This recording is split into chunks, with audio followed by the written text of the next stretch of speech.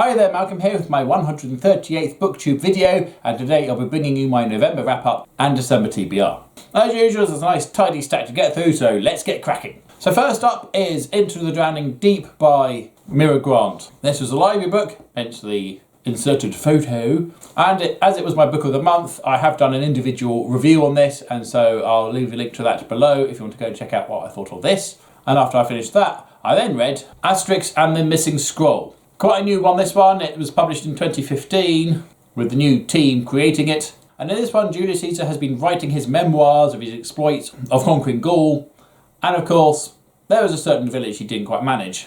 And he gets that edited out of his book. This edited out piece of history then falls into the hands of the Gauls, namely Asterix and Obelix. And the race is on to do something about it before the Romans get their hands back on it again, or something.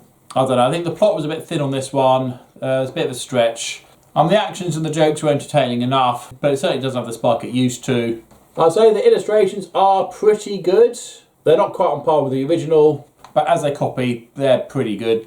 But as the most recently read Asterix book, and the only Asterix book I read in November, I haven't even read one this month yet, bearing in mind this is the 15th today, I already can't remember what happened in it. Never a good sign, no.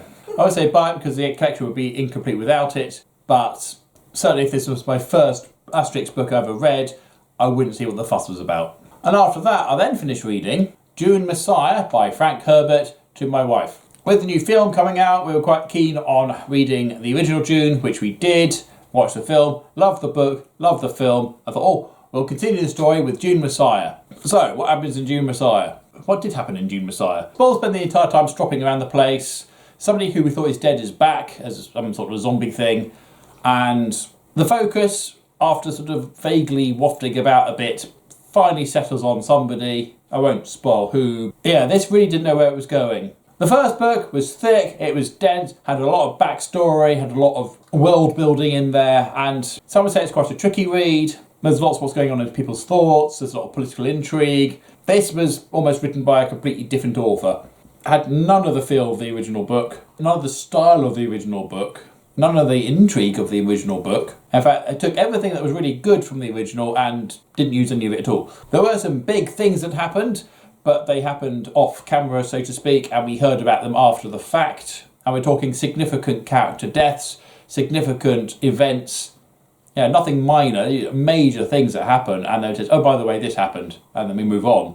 One thing does happen while we're reading it, and that is pretty dramatic, I would confess. Hugely disappointed with this one. So much so, I'd be almost inclined not to even bother with the third book, which I have heard is much better. I think I will try it just to finish off the trilogy, but almost regret reading this book. Really was a complete waste of time. Ruined everything that was set up in the first book, and printed toilet paper. Of course, this is my opinion. If you like this book, you're allowed to like this book. It's not an attack on you or anybody else. But yeah, this was a real disappointment, and my wife agrees wholeheartedly. And after that, I didn't read anything at all, because that kind of killed it.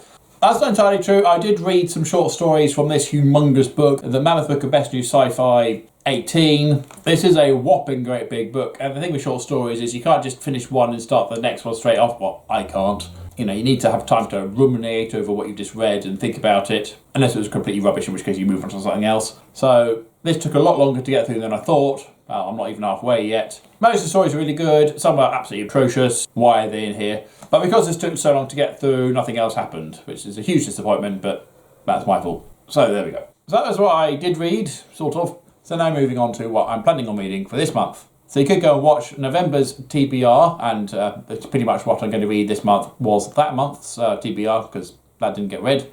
But for those who didn't see or don't care, I am going to read Star Wars Maul Lockdown by Joe Scriber. It's the third month on the trot. I've waved this at the camera, and I've made it my book of the month. I'm going to read it, and I'm nearly halfway.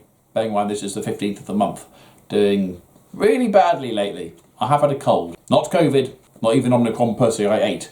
Maul's in prison for some reason, to find a guy for some reason, but it's really exciting and thrilling, and lots of stuff's going on, which is really good. Really enjoying it. You sound convinced. No, I thought you were being sarcastic. No. Just wondering why it's taking me so long to read it. Must I keep going to sleep instead of reading. Assuming I do finish this very soon. I'll then move on to the Trilogy by Mcbride. No idea what they're about. I think there's some sort of otter people involved in some sort of invasion, but looking forward to it. It's been on my shelf for ages. Finally going to get around to reading it. Eventually, perhaps, maybe, might even finish it this year. Possibly. Hey, Star Wars. Also working my way through Asterix books. So I've got How Obelix Fell into a Cauldron when he was a baby. Still, I started it and then didn't read anything at all. 12 Tasks, novelisation of the movie. And Asterix vs Caesar, another novelisation, and I haven't even seen this one. Also the other week I picked up Asterix and the Griffin, brand new publication. I'm quite excited about that. My son's reading it at the moment, which is why I can't wave it at you right now. So they might happen, but I've really not read anything much lately. Might have said that already. I also read to other people, because they're very lucky. So as at the beginning of the month, I was reading The Curse of the Gloamgloser, part 1 of the Quint sequence from the Edge Chronicles by Paul Stewart and illustrated by Chris Riddle. I say at the start of the month because I subsequently finished that and moved on to book 2, The Winter Nights. So we're currently on this one now, but as at the beginning of the month, ignore this is going to be happening. The other one is happening. That made no sense whatsoever. So to film this one as opposed to, I won't be holding this book at all, but I am, so I am. It's going to be one of those videos, isn't it? This trilogy follows Twig's father. The books follow Quint, who happens to be Twig's dad. Oh wait, it's how he became a sky pirate. He's really enjoying it. I might have mentioned I'm reading it to my son, I don't know. I've lost the plot at this point. But there we go. But, whatever. To my oldest, I'm still in theory of reading Lion Adventure. He's been away at boarding school, he's gone back and his course is too big and hairy to want to be read to anymore. Potentially. That's by Willard Price. We'll see, he might still want story time at some point. And to my wife, I am currently reading My Non-Identical Twin by Evie Meg, aka This Trippy Hippie. Read it most this month, nearly finished it, really enjoying it. It's all about living with a neurological condition and coping, or not. Highly recommend it. But we nearly finished it, and when we do, we're going to move on to Book 9 of the Expanse series by James S.A. Corey, Leviathan Falls. Been waiting for this book for about 2 years. It's finally come out, so we've got a copy. Yay! And this epic space drama is coming to its conclusion. Kind of bittersweet, really. We've loved the characters throughout. We know this is probably not going to end well for our characters anyway. But over the 9 books, it's chronicling how mankind have reached the stars while killing each other along the way. Absolutely excellent stuff. Highly recommend the series. Highly recommend the TV series as well. Slightly different, but just as good. So looking forward to this one, but we're not going to finish that this year. That'll be a January, maybe even February time next year. So there we go. So that was the paltry amount of books I read and the very optimistic pile of books I want to try and read. So how was your November? Was it crushingly disappointing like mine, or did you actually read something? Or how are you doing with your Goodreads goals? I'm about 10 books short now. I can still do it. So comments below, please. But as usual, if you have nothing nice to say, then please keep it to yourself. Thank you, and until next time, see you later. Hi there, Malcolm here with my 138th Booktube video, and today I'll be bringing you my November wrap-up and... the month that comes after October. No, crap. December. December TBR. And December TBR. I'm going to edit that so beautifully together, you wouldn't even notice that was a complete cock-up. And Twig was in the originally published.